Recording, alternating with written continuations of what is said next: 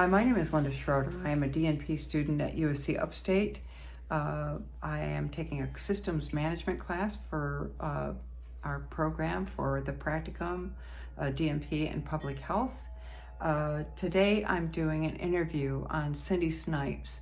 We're talking about system thinking, and this would be the context from the Veterans Association, because she is the new director of nursing in Sumter for the Patriot Village here in Sumter. They're opening a new long-term care facility.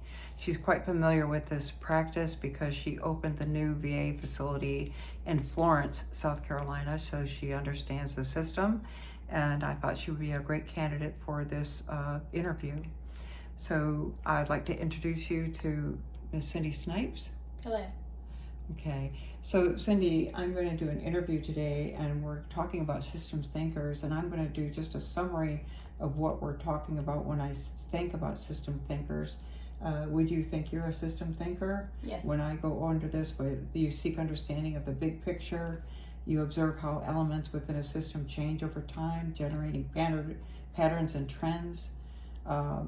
You recognize that a system structure generates behavior, identify the circular nature of complex cause and effect relationships, make meaningful connections between the systems, change perspectives to increase understanding, surface and test assumptions, consider issue fully and resist coming to quick conclusions, consider how mental models affect current reality and the future, and use your understanding of the structure to identify possible leverage of actions, and when you're considering short-term and long-term and the unintended consequences of those actions. Would you agree that you are a systems thinker? And what would be your definition of systems thinking when it comes to the VA? Systems thinking in the VA nursing home views care as an interconnected ecosystem of staff, residents, families, and resources. It requires analyzing feedback loops or issues like staffing shortages, infection control, and ensuring holistic veteran support from administering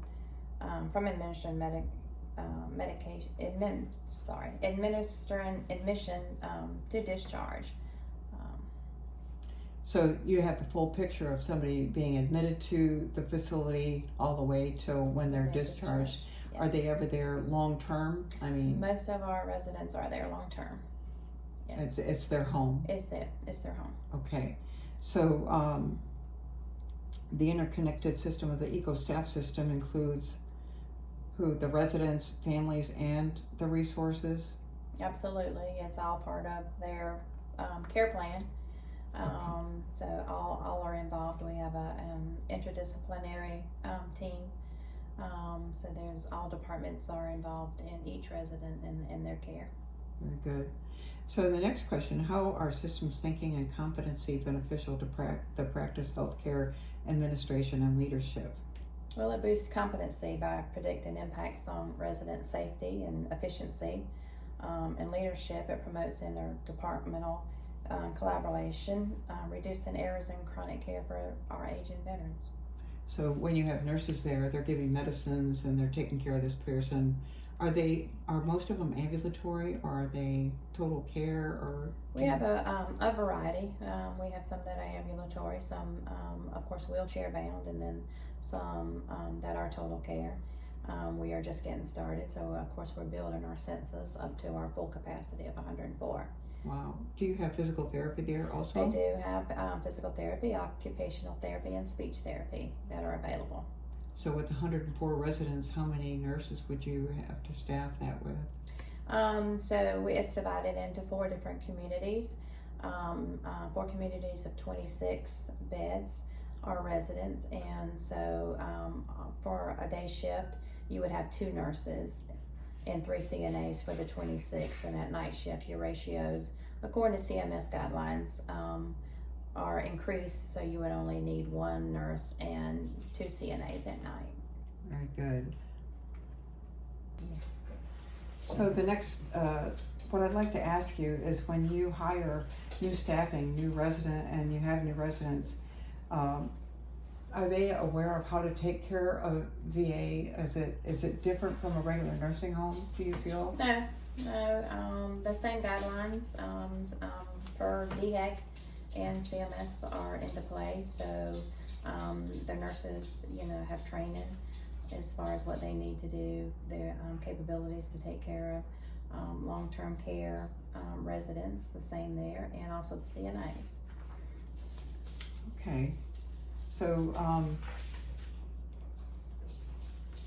are there any like complex conditions that would, cause you to have higher grade of staffing, or, more of a systems thinking when you're thinking of staffing that? Do you have like shifts? Are they like 12-hour shifts and everybody has to? We do. We have, our nurses work 12-hour shifts, our CNAs work 8-hour shifts, so of course with the CNAs working 8-hour shifts, you have to have more, CNAs available.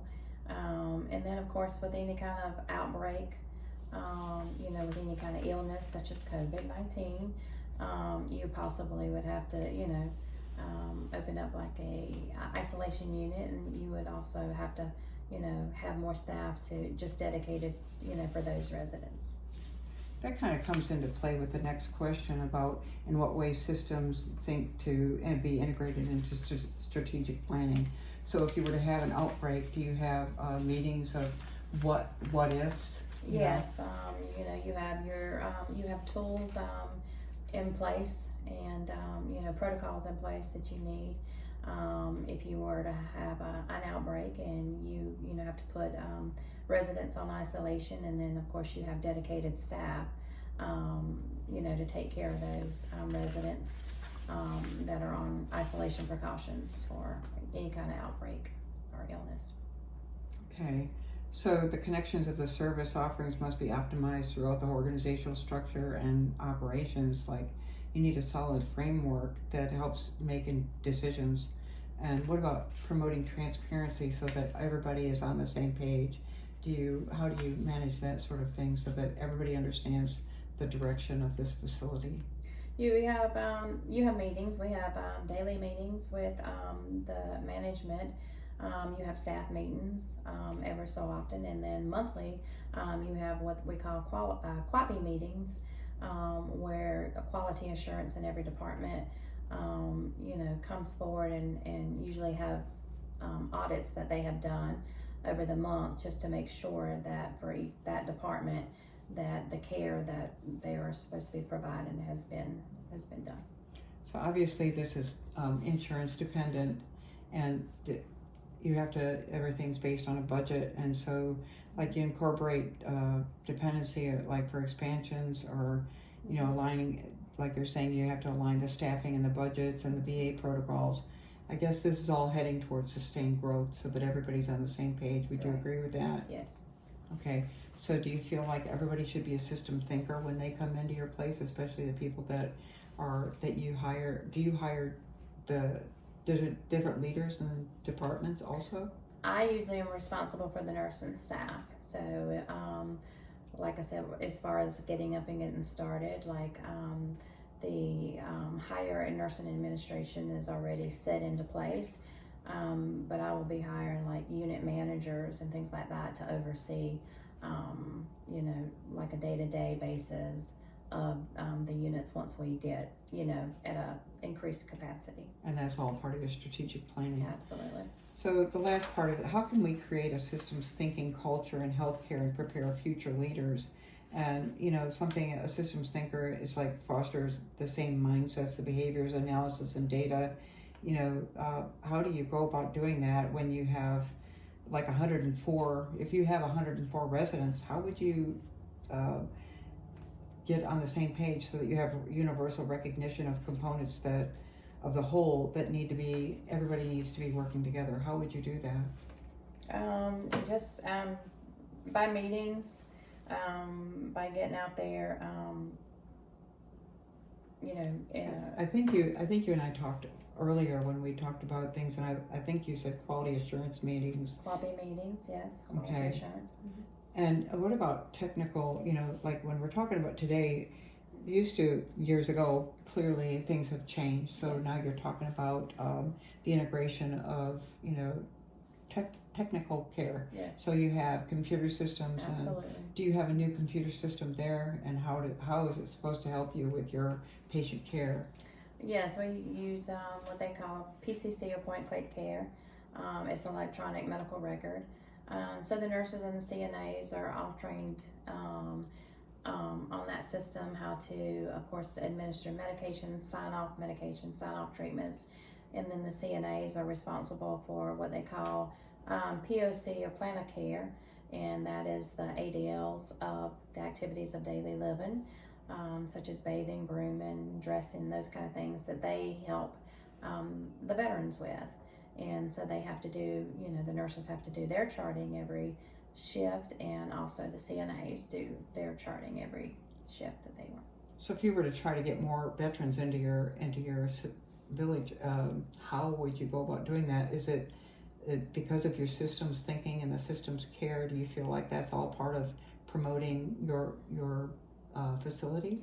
Absolutely. We have an admissions coordinator, but we also it also goes back to your IDT team, your interdisciplinary team. So she will go and pull information from those that have put in applications for our facility, and we'll look through to look at HMPs, history and physical, things like that on that resident. Look at any kind of medications they're on, and just to make sure that they're a good fit to be, a resident there at Patriots. Very good. It sounds like you got some good feedback loops. Mm-hmm. How long have you been at this? Has it been about 3 weeks at this facility? At this, yes. They just they opened in March, and they started taking veterans in April. So we're not even quite halfway full yet. Yeah, very good. Well, I appreciate your time. Thank you so much. You're welcome. I think you are a systems thinker. I think you look at the big picture. That's why they chose you. Mm-hmm. And I know you had a good job.